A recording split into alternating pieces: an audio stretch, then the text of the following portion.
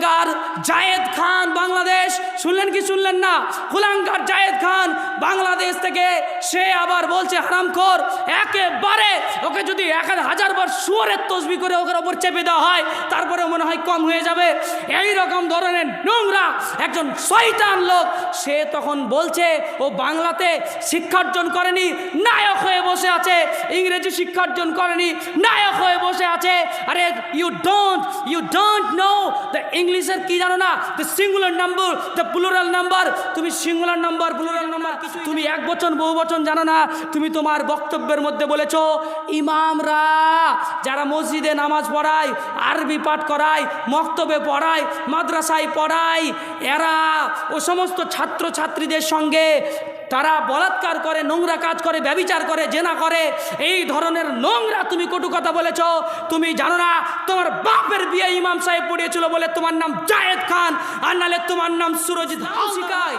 সেই ইমাম সাহেবের বিরুদ্ধে, সেই ইমাম সাহেবের জন্যে আমরা যদি আজ নোংরা কথা বলি, আজ যদি আমরা খারাপ কথা বলি, তাহলে আমাদের গুনাহগার হতে হবে। আজ নাস্তিকের দলেরা, ভাইয়েরা আমার নতুন একটা খবর অনেকেই হয়তো ইন্টারনেট থেকে শুনেছেন, আমি একটা ইমানি দায়িত্ব নিয়ে আমারও মুখ থেকে বলতে চাই। আমি সবাই হয়তো শুনেছেন, এটা আমারও ইমানি দায়িত্ব। কে শুনবে কে শুনবে না তা আমি জানি না, তবে আমার ইমানি দায়িত্ব।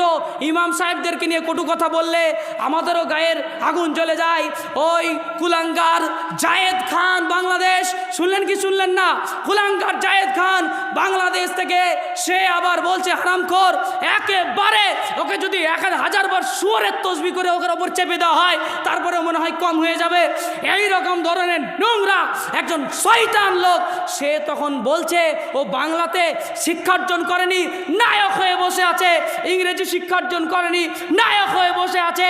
আরে ইউ ডোন্ট নো দ্য ইংলিশের কি জানো না, the singular number, the plural number. তুমি সিঙ্গুলার নাম্বার প্লুরাল নাম্বার কিছুই জানো না।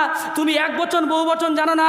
তুমি তোমার বক্তব্যের মধ্যে বলেছো ইমামরা যারা মসজিদে নামাজ পড়ায়, আরবি পাঠ করায়, মক্তবে পড়ায়, মাদ্রাসায় পড়ায়, এরা ও সমস্ত ছাত্র ছাত্রীদের সঙ্গে তারা বলাৎকার করে, নোংরা কাজ করে, ব্যভিচার করে, জেনা করে, এই ধরনের নোংরা তুমি কটু কথা বলেছ।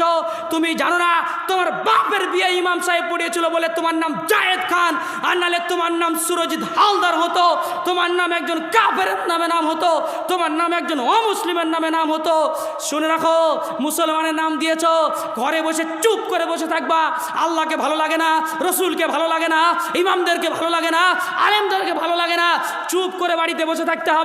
ইসলামের ব্যাপারে কটু কথা বলতে পাবা না, মনের মধ্যে জমা করে রাখবা। তোমার দিলের মধ্যেও যদি ইমামের ব্যাপারে কটু কথা থাকে, তোমার দিলের মধ্যেও যদি ইমামের ব্যাপারে নোংরা চিন্তা ভাবনা থাকে, আলেমদের ব্যাপারে যদি থাকে, শুধু জায়েদ খানের জন্য বলছি না, বেলডাঙ্গার শিক্ষিত মুসলমানদেরকে বলছি। অনেক মুসলমান আজকে কোরআন হাদিস পড়তে শিখেছে, আর কোরআন হাদিস পড়তে শিখে বেশি বুঝতে শিখেছে। আর এই বেশি বুঝতে শিখার পরে হঠাৎ করে অস্বীকার করে বলবে আল্লাহ নাই। বিজ্ঞান এমন পড়া পড়েছে, শেষ পর্যন্ত বলছে আমি প্রমাণ করে দিতে পারি আল্লাহ নাই। ইতিহাস এমন পড়া পড়েছে, আমি প্রমাণ করে দিতে পারি আল্লাহ নাই।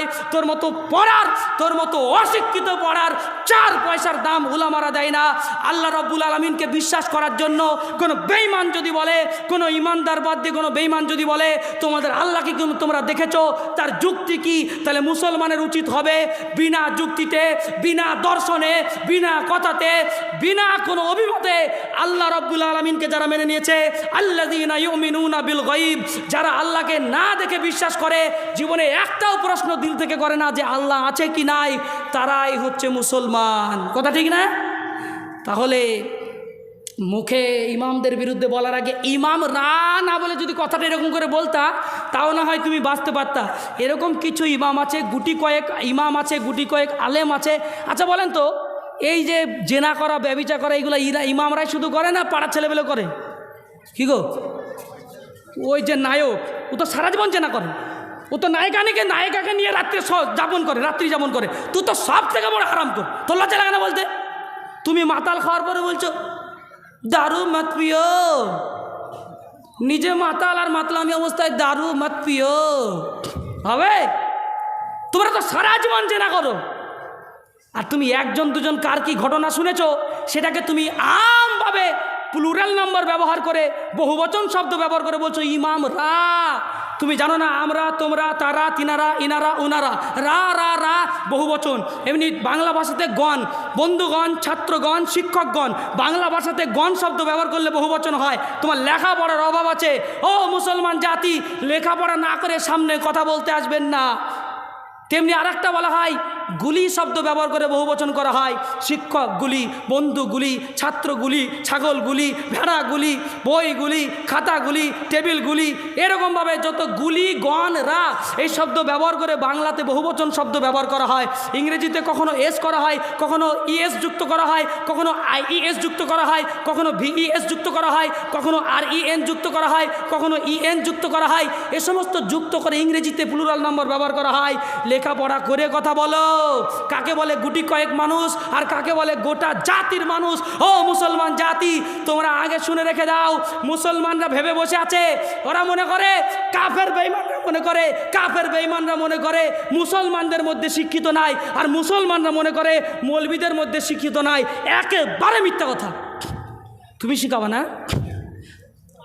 অনেকে আমাদেরকে বলছে হুজুর মৌলবী সাহেবরা নাকি বাংলা ইংরেজি জানে না। আসো আমার সাথে, অহংকার করে বলছি না, এসো আমার সাথে, গোটা বেন লাগার কত কে আছো, কোথা থেকে আসো। আজকের আলোচনা কোনো কিছুর বিষয় যদি হবে সব ইংরেজিতে হবে ইনশাল্লাহ। এসো দেখি। তোমরা আলেমদেরকে অশিক্ষিত বলেছ, এই অশিক্ষিত সমাজকে আমরা দূর করতে লেগেছি, ইনশাল্লাহ দূর করব। তাই বলে তোমার মতন এমন শিক্ষা অর্জন করি না যাকে পুরো আলেমগণকে ইমামুল আম্বিয়া, রসুলুল্লাহ একজন ইমাম ছিলেন না, ছিলেন না? তো ইমামের বিরুদ্ধে কেউ যদি কথা বলে, আমার নবীর বিরুদ্ধে কথা বলা হলো না, হলো না? তো তুমি ডাইরেক্ট নবীর বিরুদ্ধে বলে তোমার নাম জায়েদ খান দিয়ে বসে আছো, তোমার নাম সুয়র খান রাখো, তোমার নাম কুকুর খান রাখো, তোমার নাম পৃথিবীতে সব থেকে খারাপ লাগে এই নামগুলো তুমি রাখো। জায়েদ খান রেখে বসে আছো, রসুলুল্লাহকে ভালোবাসো না, নবীজির ইমামতির ব্যাপারে তুমি খারাপ কথা বলছো। ইমামরা মানে তোমার গ্রামের ইমাম থেকে বিশ্বনবী পর্যন্ত চলে যাবে, তোমার হিসাব নাই কথাবার্তার মধ্যে। কথাবার্তা বললে খুব সামাল দিয়ে কথা বলতে হবে। আল্লাহ পাক আমাদেরকে বেশি বেশি বুঝ দান করুন। যাই হোক, আমি আপনাদের কাছে বলবো, গান বাজনা এটা মুসলমানদের কাজ না। এখানে আনন্দ ফুর্তি আছে, আমি মানছি এখানে আনন্দ ফুর্তি আছে, কিন্তু এটা মুসলমানদের কাজ না। তারপরে আবার বেশি বেশি স্লোগান দিয়ে র্যালি করে বেড়াচ্ছে কলেজের মেয়েরা। কলেজের মেয়েরা বলছে আমাদের স্বাধীনতা চাই, we want freedom, we want independence, আমাদের স্বাধীনতা চাই, আমাদের স্বাধীনতা চাই। স্বাধীনতা কারা চাইছে জানেন? আর স্বাধীনতার খুঁচা কে মেরেছে জানেন?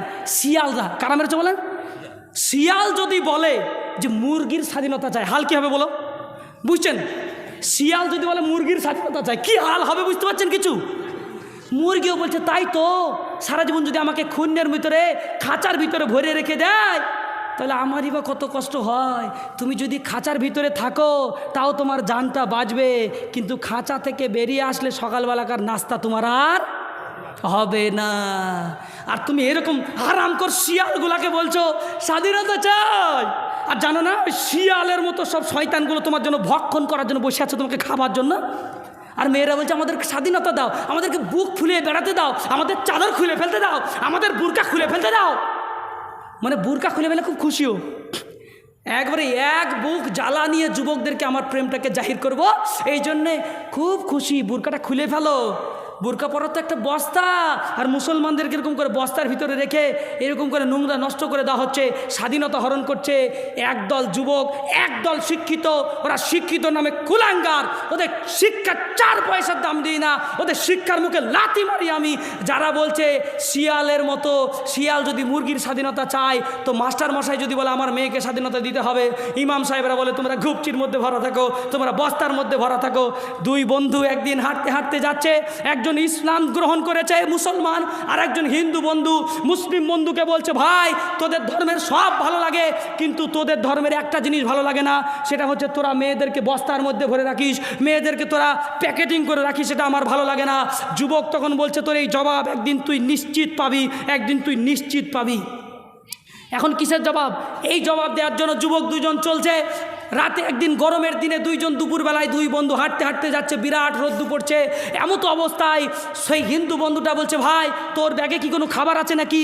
তখন সঙ্গে সঙ্গে বলছে, ভাই আমার ব্যাগে এমন কিছু খাবার নাই, দুটো চকলেট ভরা আছে, একটু পানি খেলে খাওয়া যেতে পারে, তুই কি চকলেটটা খাবি?